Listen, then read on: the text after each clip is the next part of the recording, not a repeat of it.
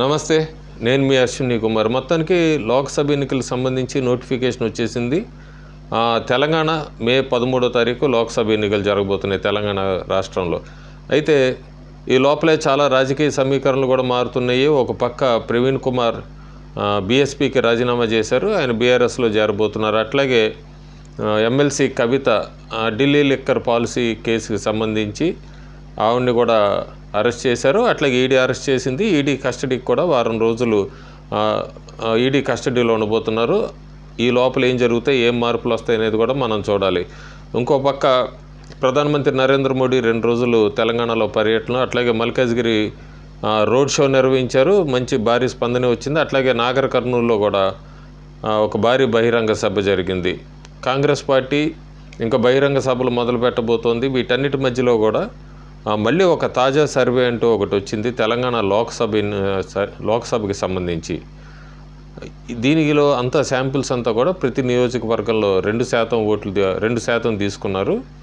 దానిలో ఎట్లా ఉన్నాయి, ఏ నియోజకవర్గంలో ఏ పార్టీ బలాబలాలు ఎలా ఉన్నాయి అనేది వీక్షకులకు షేర్ చేసుకుందామని. ఇది జన్ లోక్పాల్ సర్వే అట. ఇది పెద్దపల్లి నియోజకవర్గం తీసుకుంటే కాంగ్రెస్ పార్టీకి 43.48 ఓటు షేర్ ఇస్తున్నారు, బీఆర్ఎస్కి 32.49, బీజేపీకి 14.96. సో ఇదంతా కూడా ఈ సర్వేలంతా ఫిబ్రవరి 10 నుంచి మార్చి 10 మధ్యలో చేశారు. పెద్దపల్లిలో కాంగ్రెస్ గెలవబోతోందని చెప్తున్నారు. అట్లాగే సికింద్రాబాద్లో బీజేపీకి 37.44% వస్తుందని, కాంగ్రెస్ పార్టీకి 36.05, బీఆర్ఎస్కి 19.33%, అదర్స్ 7.18%. ఇక్కడ బీజేపీ 1 చాలా తక్కువ మార్జిన్ చూపిస్తున్నారు. బీజేపీ గెలుస్తుంది సికింద్రాబాద్లో ఇస్తున్నారు. ఇంకా అట్లాగే వరంగల్ లోక్సభ సంబంధించి ఐఎన్సీకి 44.26% ఓటు షేర్ ఇస్తున్నారు. రెండో స్థానంలో బీజేపీ 26.13%, బీఆర్ఎస్కి 21.69%. వరంగల్ పార్లమెంటు నియోజకవర్గాన్ని కాంగ్రెస్ గెలవబోతోందని చెప్తోంది జన్ లోక్పాల్ సర్వే. హైదరాబాద్కి సంబంధించి MIM 42%, BJP 37.05%, Congress 9.3%, BRS 7.19%. MIM Hyderabad parliament నియోజకవర్గం గెలవబోతోందని. ఇంకా అట్లాగే మహబూబ్ నగర్కి సంబంధించి BJP 40.88%, INC 33.94%, BRS 20.67%. Mahbub Nagar parliament నియోజకవర్గాన్ని బీజేపీ గెలుస్తుందని చెప్తున్నారు. అట్లాగే మెదక్ వస్తే బీఆర్ఎస్ 40.25%, ఐఎన్సీ 28.72%, బీజేపీ 24.05. మెదక్ స్థానాన్ని బీఆర్ఎస్ గెలుచుకోవచ్చు అని చెప్తుంది జన్ లోక్పాల్.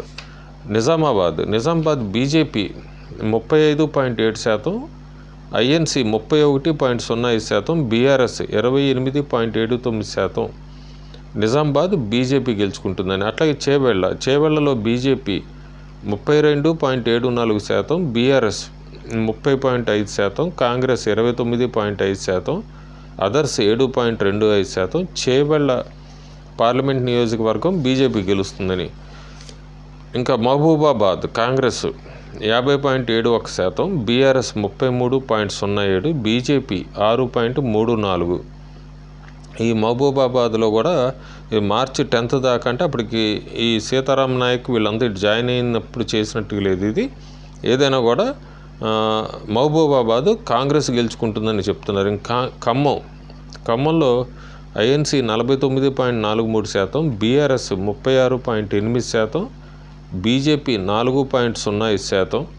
ఖమ్మం పార్లమెంట్ నియోజకవర్గం కాంగ్రెస్ గెలుస్తుందని చెప్పి జన్ లోక్పాల్ చెప్తోంది. ఇంకా next Karimnagar BJP 36.38%, INC 29.62, BRS 28.19. Karimnagar BJP గెలుస్తుందని. Bhuvanagiri BJP 32.26, Congress 31.45, BRS 28.3. Bhuvanagiri parliament నియోజకవర్గం బీజేపీ గెలుస్తుందని. ఇంకా Zahirabad BJP 38.05%, INC 35.3%, BRS 22.11%, others 4.54%. Zahirabad BJP గెలుస్తుందని చెప్తుంది ఈ సర్వే. ఇంకా Nagarkurnool Congress 35.68, BJP 33.46%, BRS 27.3%, others 3.55%. Nagar కర్నూలుని కాంగ్రెస్ గెలుచుకుంటుందని చెప్తుంది జన్లోక్పాల్ సర్వే. మల్కాజ్గిరిలో BJP 37.38, INC 35.19, BRS 24.93, others 2.5. Malkajgiri parliament నియోజకవర్గం బీజేపీ గెలుస్తుందని చెప్తోంది.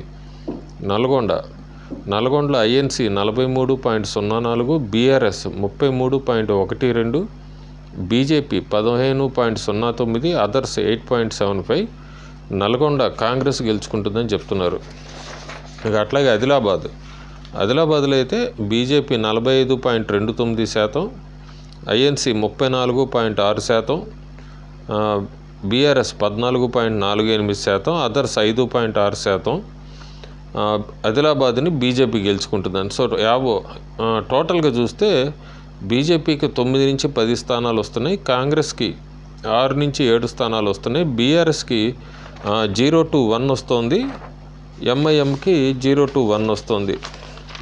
సో నేను వరంగల్ ఏమైనా మిస్ అయ్యానని ఒకసారి చూస్తున్నాను.